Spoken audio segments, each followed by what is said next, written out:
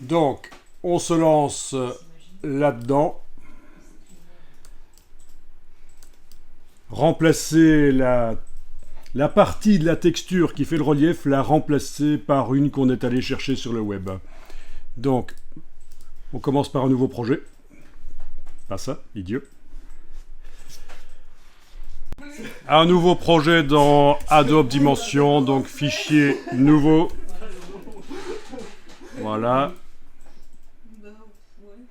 Et alors, vous allez chercher dans les ressources pour démarrer. Dans les ressources pour démarrer, vous allez chercher les modèles. Et parmi les modèles, vous avez, il y en a certains qui l'ont déjà trouvé. Il s'appelle bocal courbé, c'est ça? Ouais, c'est ça. Il suffit de cliquer sur lui et il arrive.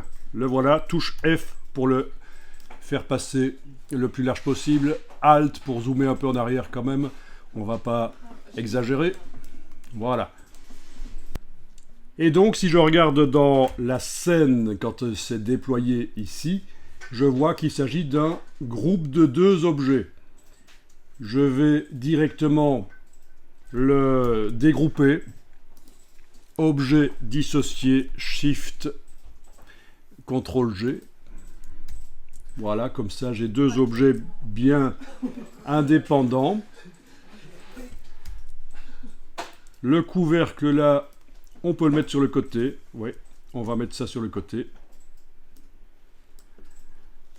On pourrait même l'enlever de l'affichage temporairement avec l'œil.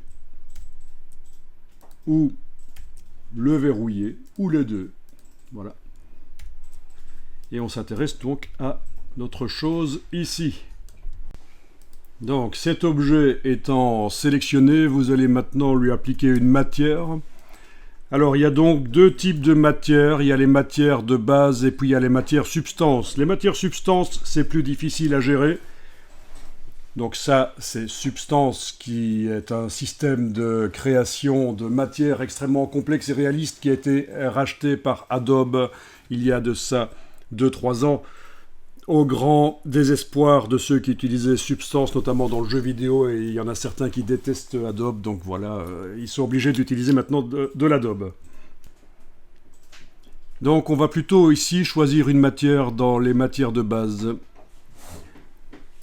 Et il nous faut une matière avec de la texture. Voilà, oui, toile en plastique, c'est bien. Merci, parce que je n'arrive pas à retrouver ce que j'avais choisi au départ. On va peut-être déjà enregistrer le fichier. Donc,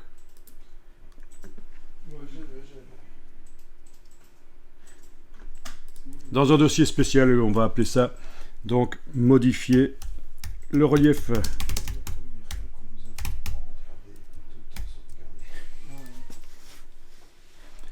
Ok, le fichier, oui, je peux lui donner le même nom.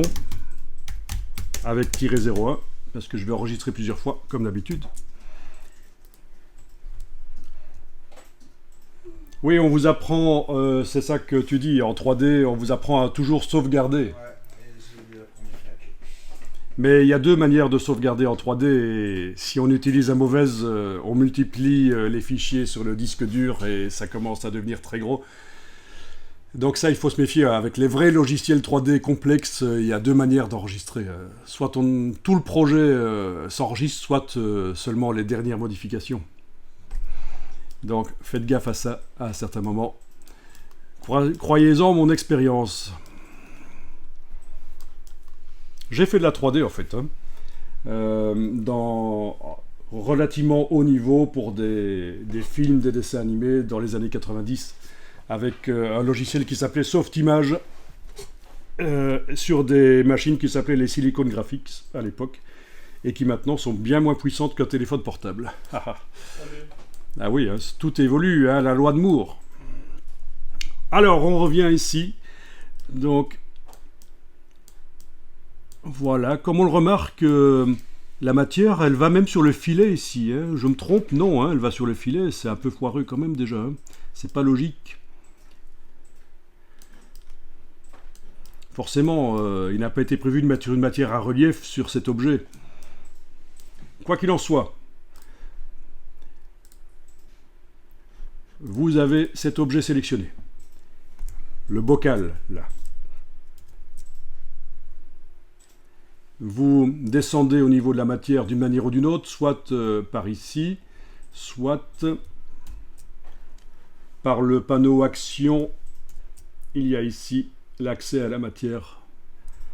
Mais donc, je vais par ici ouvrir. Et voilà, on est au niveau de la matière toile en plastique. Et on va déployer les propriétés là en bas. Voilà les propriétés de cette matière. La couleur de base, vous pouvez la changer ici, bien entendu. Voilà. On pourrait mettre une image. Dans un premier temps, on va mettre une couleur. Je vous laisse choisir une couleur de base. Quelque chose d'un peu plus clair, ce serait peut-être pas plus mal. Et puis on va peut-être assez rapidement aller modifier l'éclairage, parce que l'éclairage là sur la scène n'est pas excellent en fait. Voilà. Donc je peux quitter cette boîte en recliquant dans le panneau propriété. Alors l'éclairage, allons voir un peu l'éclairage. Parmi les éclairages proposés là, parmi les éclairages ici, éclairage à 3 points, ça pourrait être sympa. Voilà, on voit déjà un peu mieux l'objet. Et bien sûr, avec le rendu ray tracing rapide là au-dessus, en haut à droite, on aura un rendu encore meilleur. Voilà, donc ici c'est un rendu ray tracing rapide, je pense. Pourtant je suis en maxi, mais oui, c'est le rendu, c'est pas le rendu final, c'est juste un rendu rapide pour voir ce que ça donne. Vous avez pas mal de bruit, vous voyez. Bah, du bruit en image, c'est du grain, quoi. Oui, parce que le ray tracing est une technique qui nécessite un denoising. Il faut enlever le grain. Donc c'est inhérent à la technique du ray tracing. Il y a du grain et on le filtre pour l'enlever. Mais là, je vais désactiver le ray tracing.